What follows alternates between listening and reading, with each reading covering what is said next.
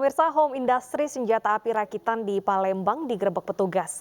Dari lokasi, petugas menyita alat untuk membuat senjata api rakitan sebagai barang bukti. Sakit gigi.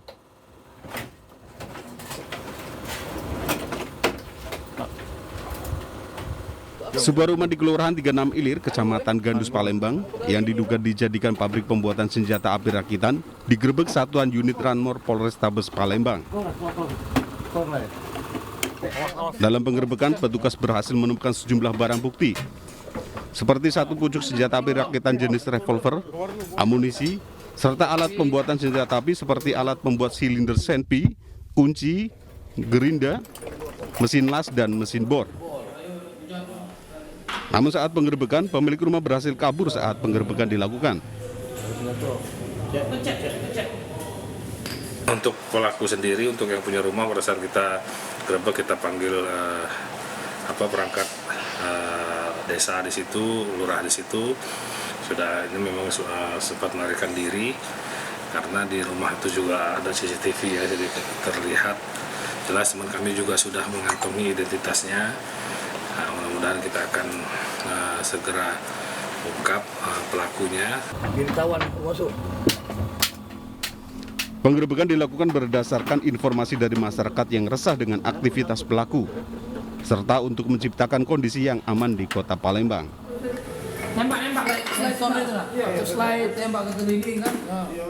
Dari Palembang, Sumatera Selatan, Muhammad David, iNews melaporkan. Pemirsa, musisi IGD Ari Astina atau Jering menjalani sidang pledoi atau nota pembelaan atas kasus dugaan pengancaman terhadap Adam Denny di Pengadilan Negeri Jakarta Pusat.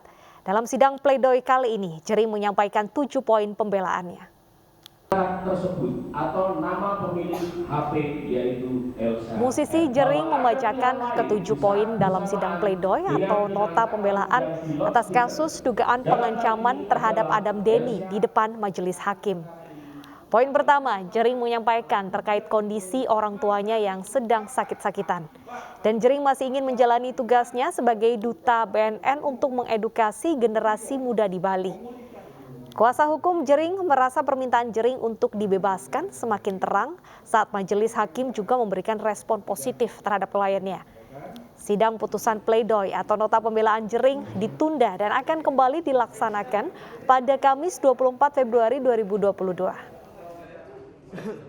Majelis hakim bisa mengerti karena saya benar-benar menghabiskan banyak sekali waktu untuk introspeksi, menorehkan apa saja prioritas saya setelah kasus ini selesai. Jadi saya hanya ingin menjadi seorang ayah, semoga lekas menjadi seorang ayah, dan ingin mengurus ibu saya sedang sakit-sakitan. Jadi saya benar-benar fokus saya cuma 2 hal itu aja.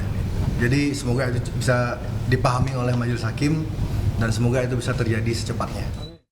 Kejaksaan Negeri Jembrana akhirnya menghentikan kasus hukum seorang kakak yang menganiaya adik kandung. Restoratif justice diberikan setelah memenuhi 3 persyaratan yang ditentukan.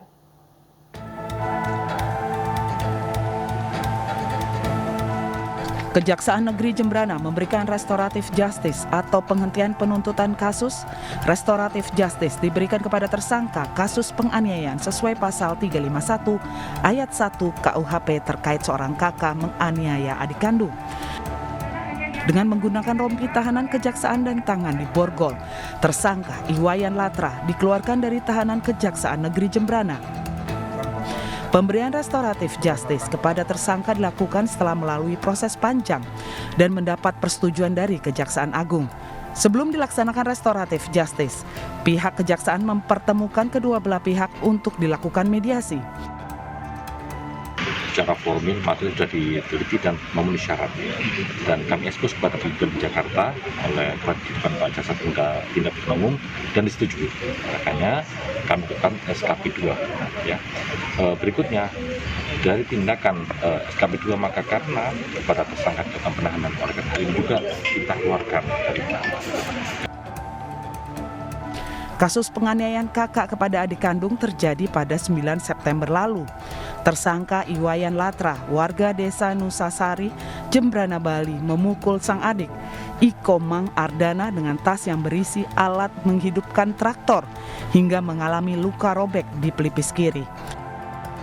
Atas kejadian ini, korban melapor ke Polsek Malaya. Iwayan Latra sempat ditetapkan sebagai tersangka kasus penganiayaan pasal 351 ayat 1 KUHP. Dari Jembrana, Bali, Nyoman Sudika, iNews melaporkan. Pemirsa, Nur Hayati menjadi viral di media sosial usai ditetapkan polisi sebagai tersangka dalam kasus dugaan korupsi APBDes di Kabupaten Cirebon. Nur Hayati ditetapkan tersangka usai mengungkap kasus dugaan korupsi dana desa oleh salah seorang kepala desa. Usai ditetapkan sebagai tersangka oleh polisi, keluarga Nur Hayati meminta agar kasus ibu dua anak itu segera dicabut. Keluarga tidak membantah bahwa Nur Hayati bukan sebagai pelapor, melainkan sebagai pintu masuk terbongkarnya kasus dugaan korupsi oleh salah seorang oknum kepala desa di Kabupaten Cirebon, Jawa Barat. Emang adik saya bukan sebagai pelapor langsung ke penyidik, tapi adik saya melaporkan kepada lembaga yang ada di desa itu BPD. BPD yang meneruskan melaporkan ke penyidik. Gitu.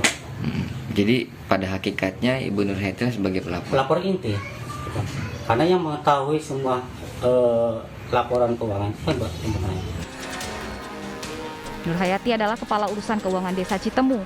Pada akhir 2019, ia melaporkan dugaan korupsi yang dilakukan oleh oknum kepala desa atas pengelolaan dana desa.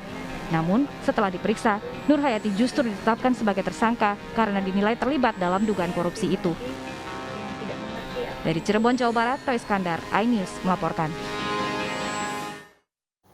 Pemirsa, MNC Peduli terus menggalakkan edukasi pentingnya disiplin protokol kesehatan kepada masyarakat di berbagai daerah di Indonesia.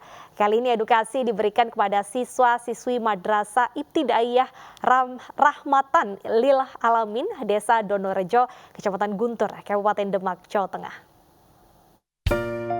Tim MNC Peduli bersama Puskesmas Karangtengah memberikan edukasi kepada siswa-siswi Madrasah Ibtidaiyah Rahmatan Lil Alamin di Desa Donorejo, Kecamatan Guntur, Kabupaten Demak, Jawa Tengah.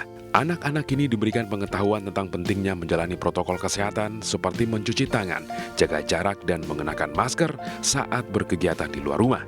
Mereka juga diberikan pengetahuan mengenai bahaya coronavirus dengan menggunakan media gambar yang menarik.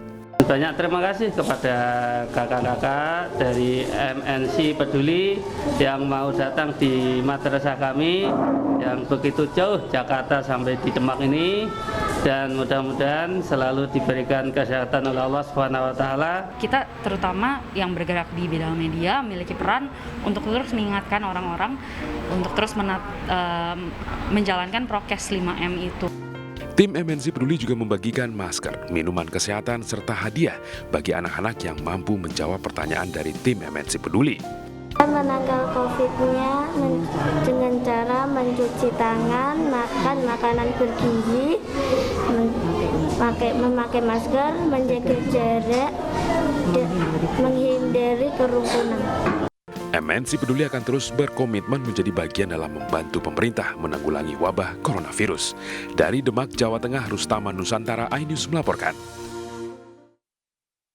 Usai jeda berikut, kita memiliki informasi dari petugas damkar yang mengevakuasi sarang tawon Vespa di samping rumah warga kawasan Pangkal Pinang. Tetaplah bersama kami.